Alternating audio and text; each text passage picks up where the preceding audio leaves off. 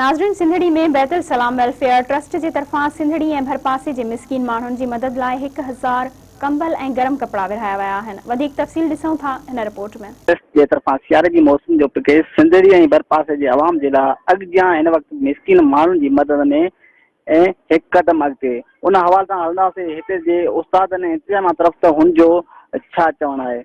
जेका आहे या ग़रीब ऐं मुस्तहक जेके भी इलाइक़े जे अंदर आहिनि उन्हनि खे उन्हनि जी माली मदद जे लाइ जेके ग़रीब आहिनि बिल्कुलु पसमंदा जेके माण्हू आहिनि उन्हनि जी जेका आहे माली मदद जे लाइ इन्हनि इदारे जेको तामीन कयो आहे। अल्हम्दुलिल्लाह तमामु बहितरीन अंदाज़ सां जेके ग़रीब हुआ ॻोठनि जे अंदरि वञी करे सर्वे करे ॻोठनि वारनि सां पुछा करे ऐं उहे ग़रीब माण्हू जेको हिन सर्दी मौसम जे अंदरि जेकी ग़रीब माण्हुनि में ये जेके उहे कमल भी विरहाया विया आहिनि। असां हिन बैतुल सलाम वेलफेयर ट्रस्ट सां मुतमिन आहियूं ऐं असां बैतुल सलाम वेलफेयर ट्रस्ट न सिर्फ़ पाकिस्तान के अंदर बल्कि पूरी दुनिया के अंदर खिदमत करण वारो एक रिफाई इदारो है।